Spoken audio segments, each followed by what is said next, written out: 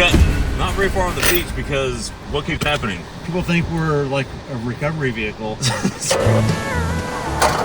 We're trying to go to the most remote pub in the state of Washington. We're going to sit down with Ed here in a minute and get the story on this place because this is pretty legendary. I think so. I think so.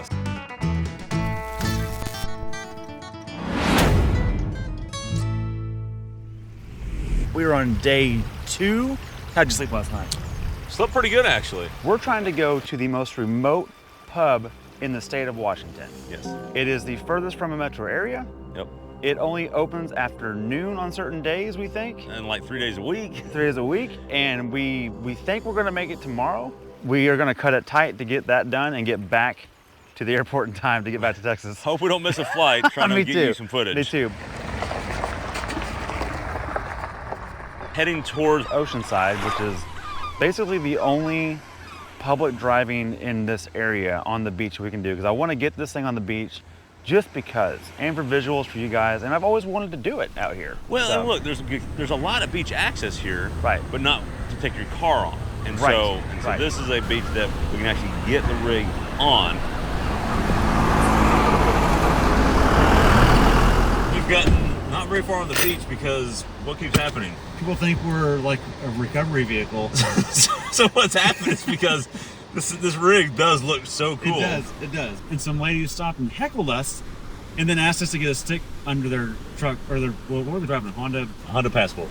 Yep. You get it unstuck, yep. And then gave us hugs and said we're awesome. Nobody knows how to drive on a beach. Right. And so they're getting stuck on like debris, driftwood, and sand. And so anyways, we haven't gone very far. Yeah, okay. So many of the Overland things that hit, they just see it and they're like, what is that?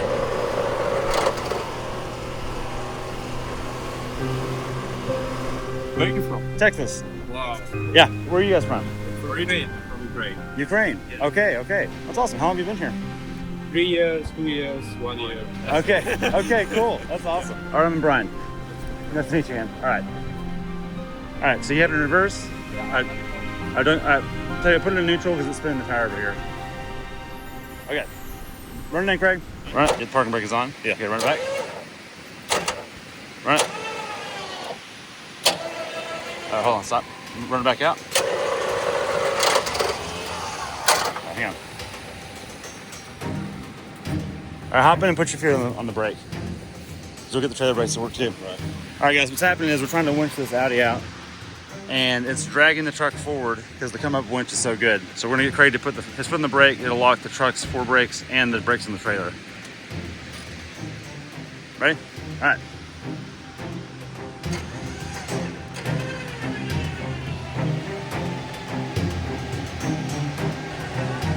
Here it comes, here it comes. Coming.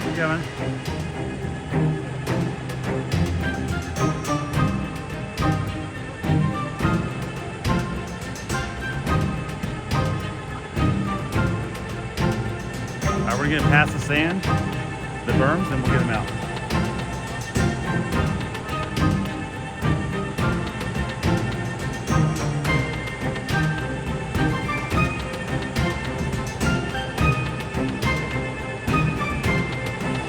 Alright, no bunch is getting it done. The truck is not sliding anymore. Alright, are you in reverse? Yeah, I'm neutral right now. Alright, put it in reverse and see if you can slowly back up. I don't want you to drive over the rope, but see if you can back up at all. Okay, hold on. Stop. You guys are lifesavers. Oh, thanks, man. Appreciate it. All right. I've been stuck here for a very long time. Okay. Turn left a little bit and try and back out. It's harder right there. There you go. Straight.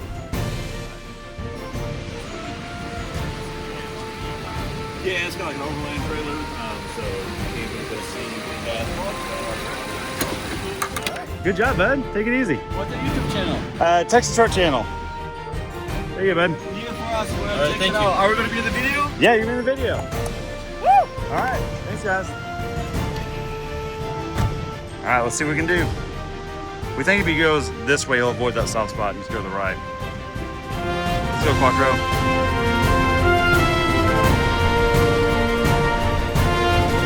Just like that.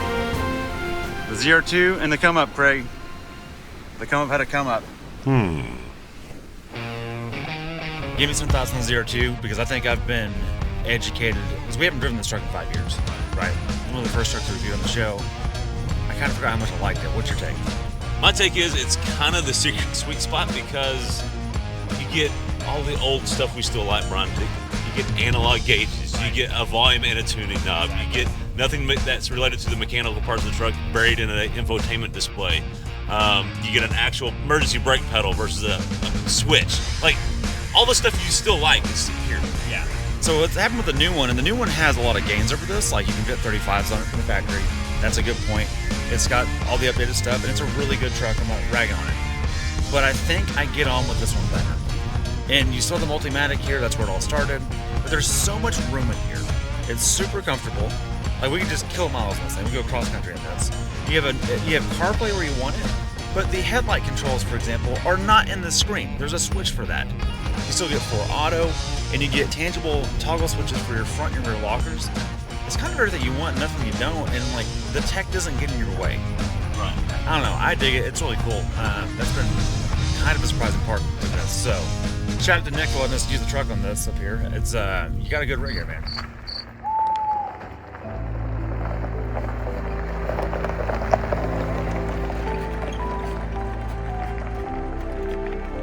We've made it. It's the end of day 2. We made a phone call to the owner of this place. His name is Ed. Yes. And he's like, where are you sleeping tonight? And we said, we're not sure yet. He said, come park next to the tavern. I got a spot for you. So here it is, Craig. This is the Brooklyn Tavern, and it's the most remote pub or bar in the state of Washington. That's crazy. And it closed about an hour and a half ago because Saturday nights they close at 8. The moral story now is we're gonna reward ourselves, Craig. Yes. It's time for steak. Let's do it. Let's get the camp set up. It is like 10 o'clock or something, I think. It is 10:30. 10:30, which yeah. means it's midnight 30 back home for us, Texas boys. Must be dinner time. We've eaten today. We've been eating good. Oh, we've been eating all day, yeah. But tonight, steak and potatoes. Do it. All right.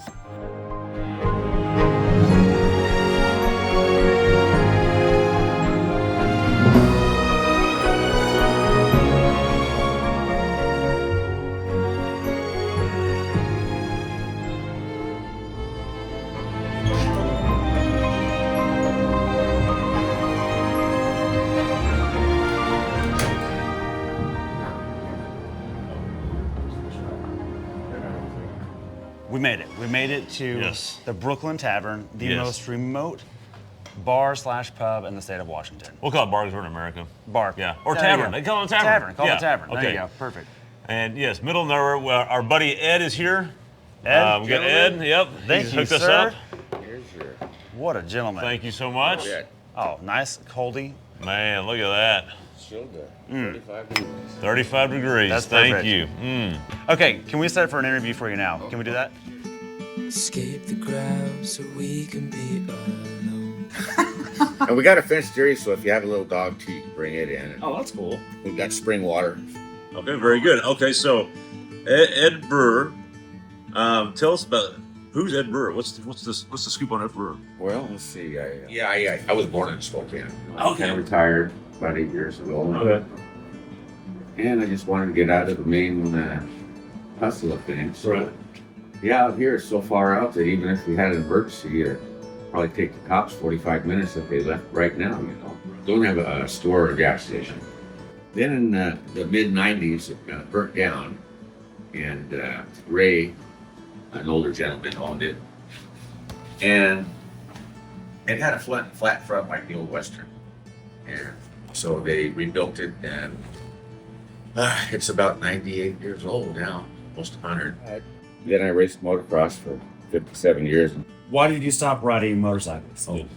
The reason I stopped is that I was putting up a fence when I moved up here, and at the end of the fence, there's a little wire that holds onto the main roll. I was just putting the zip ties on, and I tapped the bottom of the fence to the T-post, and that top shot in there and detached my retina. It's getting a little better. It's probably a good thing. I probably happened to me because I would have broke my neck, which would have been worse. Right, yeah. Yeah, this is I'm turning into a potato chip, you know, when you get older instead of Gumby like when you were young.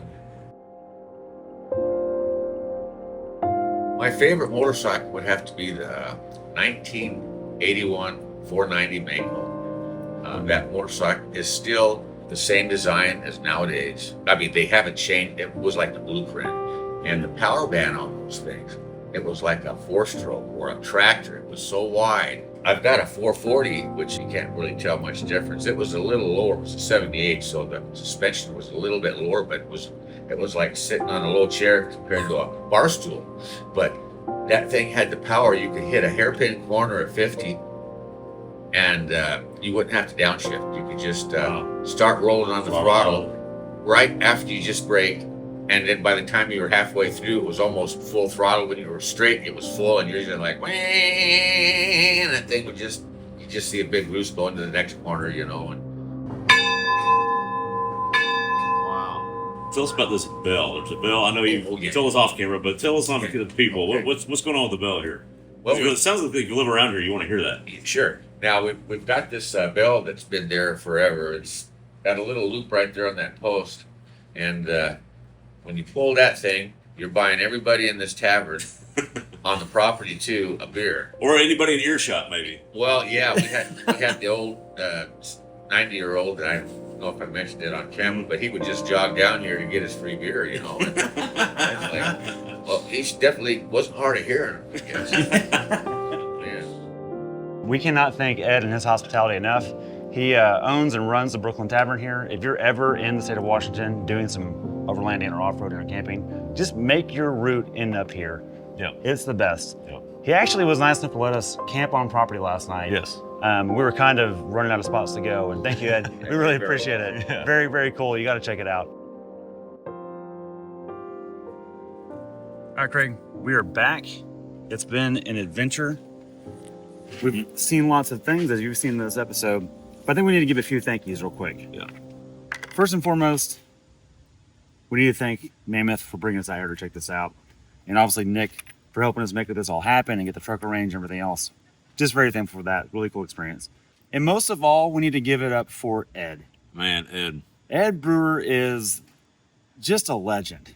Ed Brewer is why I have hope in humanity. Me too. People like him. We call him up and he has no idea who we are. He doesn't have eyesight enough to look us up. We don't know who he is. We don't know who he is. And he's like, We're just strangers. Right. He's like, oh, okay. Set up in the yard next door. I'll see you in the morning. Yep. What a legend. And he shows up in the morning like, oh man, y'all could have used this, could have used that. It was free to y'all to use whatever you want. We didn't know. Well, we didn't want to bother you. We weren't bother you, and luckily, we're respectful about it, but we could have done ground fires, whatever we wanted to there. But anyways, moral of the story is, he is our faith in humanity. He is the type of person that reminds me that not everyone's out to get you. No. Ed, this is for you. Also, thanks for supplying the IPAs for this moment. Yeah, thank you, Ed. See you in the next one. Great. Oh no. No. We're driving in the ocean!